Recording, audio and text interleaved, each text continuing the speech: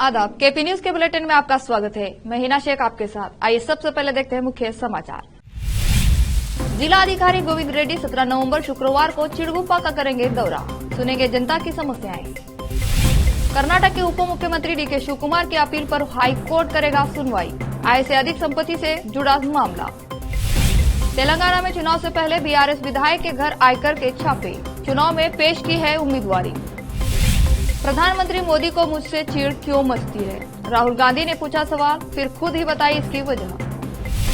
Yamuna express way पर बस में लगी आग, छठ पूजा के लिए दिल्ली से दरभंगा जा रहे थे यात्री।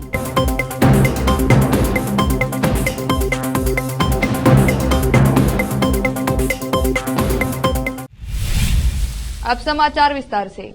चिड़गुप्पा के तहसीलदार रविंद्र दामा ने बताया कि 17 नवंबर शुक्रवार को सुबह 11 बजे जिला अधिकारी गोविंद रेड्डी चिड़गुप्पा का दौरा करेंगे। वह यहां तहसील कार्यालय के पास नगर परिषद के परिसर में जनता से शिकायत प्राप्त करेंगे। तहसीलदार रविंद्र दामा ने कहा कि जनता अपनी समस्याएं जिला अधिकारी गोविंद रेड्डी को सुना सकते हैं। चिड़गुप्पा से केपी न्यूज के संवाददाता अजीम की रिपोर्ट।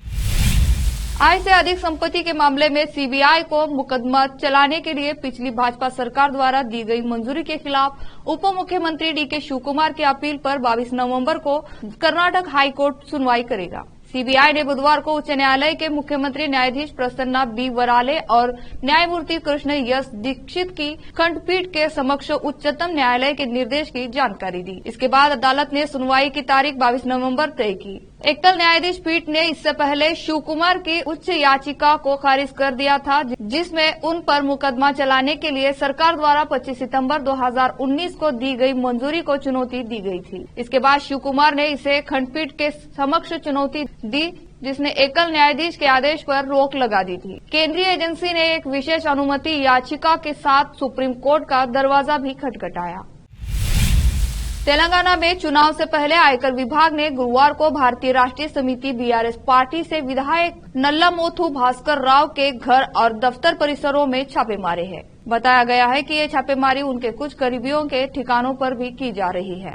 बता दें कि भास्कर राव मिरियालगुड़ा से विधायक है, साथ ही 10 बार भी वे बीआरएस के टिकट पर चुनाव में उम्मीदवारी पेश कर रहे हैं। नल्लामोथु भास्कर राव मूल रूप से नालगोंडा जिले के निदामनूर मंडल के शिक्करपुरम गांव के रहने वाले हैं। वे 2014 में मिरियालगुड़ा विधानसभा क्षेत्र से विधायक चुने गए थे। 2018 में उन्हें फिर से इसी क्षेत्र से विधायक बनने का मौका मिला। राव 1969 में अलग तेलंगाना राज्य के लिए आंदोलन से जुड़ने वाले पहले नेताओं में शामिल है। उस दौरान वे SRBGNR कॉलेज में छात्र संघ के सचिव भी रहे थे। एनसीपी सांसद सुप्रिया सुले ने भैया दूज पर्व मनाया। बुधवार को चचेरे भाई और महाराष्ट्र के उप मुख्यमंत्री अजित पवार के साथ भैया दूज मनाया, जिसको लेकर सोशल मीडिया में तमाम प्रतिक्रियाएं सामने आने लगी। इससे पहले अजित पवार ने अपने चाचा शरद पवार से भी मुलाकात की थी, जिसको लेकर तमाम दलों की राजनीतिक प्रतिक्रियाएं सामने आने लगी थी। दोनों नेता करीब 1 घंटे यहां साथ रहे। बैठक के बारे में सुप्रिया सुले ने बताया कि प्रताप पवार की पत्नी अस्वस्थ है, इसी वजह से पवार परिवार उनका हालचाल लेने इकट्ठा हुआ था। हमारी राजनीतिक विचारधाराएं अलग अलग है, लेकिन हमारा परिवार तो एक ही है। निजी और सामाजिक जीवन में अंतर है। पवार परिवार हर वर्ष दिवाली समारोह के लिए बारामती में इकट्ठा होता है, लेकिन इस बार चाची की तबीयत खराब है, जिस वजह से हम उन्हें यहां देखने आए थे। बता दें, एनसीपी विभाजन के बाद अजित गुट अपने समर्थित विधायकों के साथ महाराष्ट्र सरकार में शामिल हो गया था। अब लेते हैं छोटा सा ब्रेक।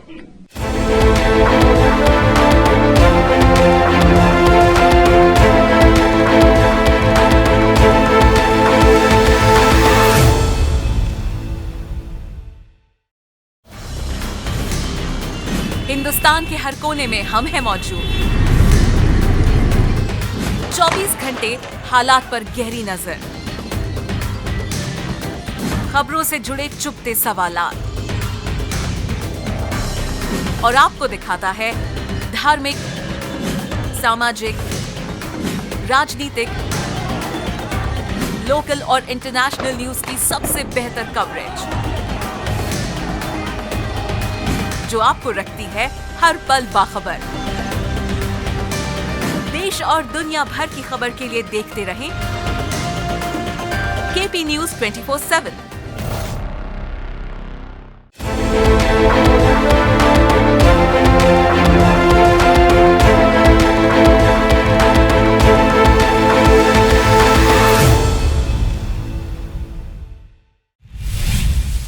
ब्रेक के बाद आपका स्वागत है।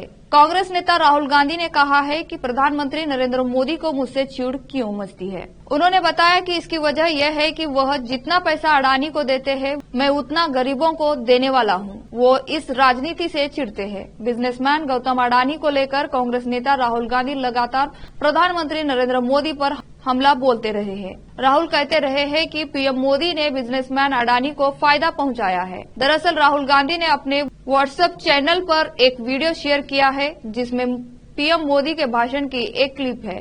पूरी वीडियो 1 मिनट 20 सेकेंड की है, जिसमें से आधे हिस्से में पीएम मोदी की, जबकि वीडियो के आधे हिस्से में राहुल गांधी के भाषण की क्लिप है।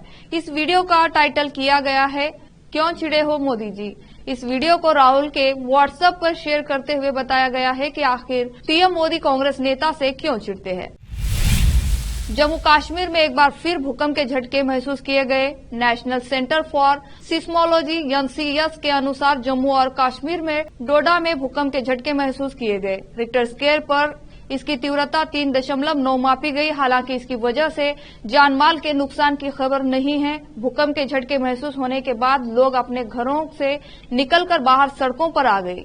लोगों का कहना है कि जब धरती हिल रही थी तब पहले तो समझ में नहीं आया, लेकिन बाद में जब महसूस हुआ कि भूकंप आया है तब बिना समय गंवाए लोग घरों से बाहर निकल आए।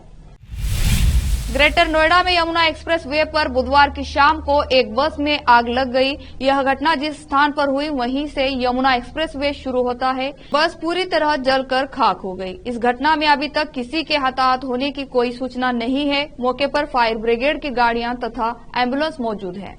इस बस में छठ मनाने के लिए दिल्ली से लोग जा रहे थे। बस खचाखच भरी थी। दिल्ली से दरभंगा जा रहे डबल डेकर बस नोएडा से greater Noida Agra express way पर पहुंची और उसमें आग लग गई। बुधवार को दोपहर में भी एक डबल डेकर बस में आग लगी थी। कल रात पुणे के गुड लक चौक पर फैंस ने वर्ल्ड कप सेमीफाइनल में न्यूजीलैंड पर टीम इंडिया की जीत का जमकर जश्न मनाया। फैंस ने खूब पटाखे फोड़े, साथ ही डांस भी किया। आपको बता दें कि न्यूजीलैंड और भारत के बीच कल यानी बुधवार को हुए मुकाबले में भारत ने न्यूजीलैंड को 70 रन से हराया। वनडे वर्ल्ड कप के फाइनल में अपनी जगह पक्की कर ली है। खैर, आप देखें भारत की जीत के बाद फैंस किस कदर खुशी मना रहे थे। फिर से लेते हैं छोटा सा ब्रेक।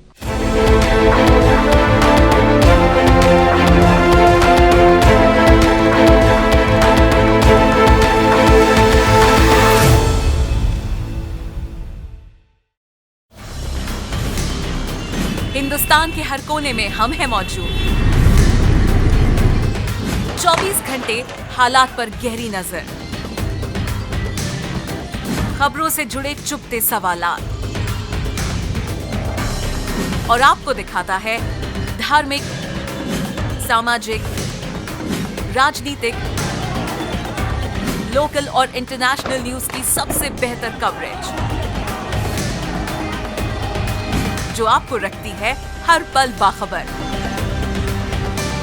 देश और दुनिया भर की खबर के लिए देखते रहें केपी न्यूज 24/7।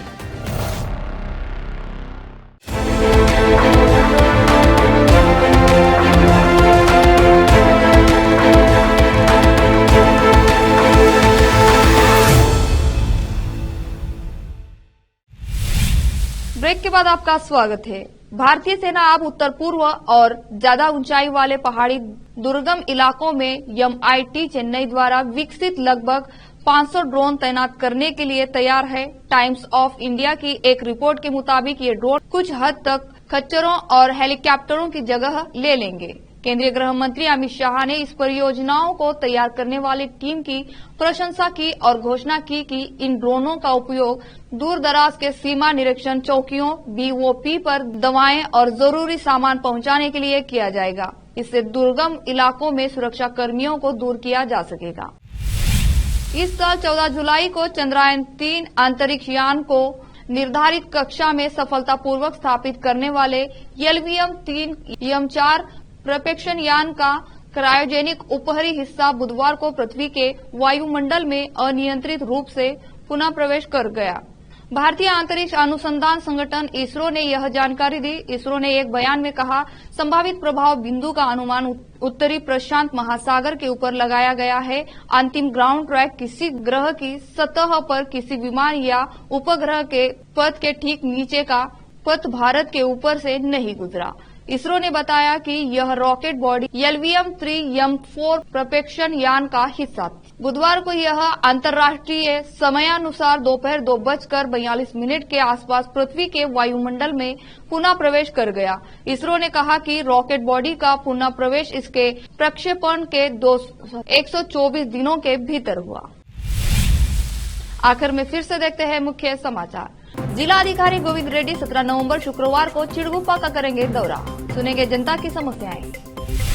कर्नाटक के उप मुख्यमंत्री DK शिवकुमार की अपील पर हाई कोर्ट करेगा सुनवाई, आय से अधिक संपत्ति से जुड़ा मामला। तेलंगाना में चुनाव से पहले BRS विधायक के घर आयकर के छापे, चुनाव में पेश की है उम्मीदवारी। प्रधानमंत्री मोदी को मुझसे चिढ़ क्यों मचती है, राहुल गांधी ने पूछा सवाल, फिर खुद ही बताई इसकी वजह। यमुना एक्सप्रेस वे पर बस में लगी आग, छठ पूजा के लिए दिल्ली से दरभंगा जा रहे थे यात्री।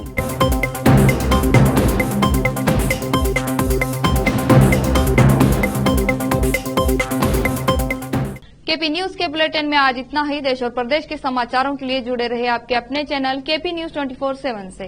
धन्यवाद।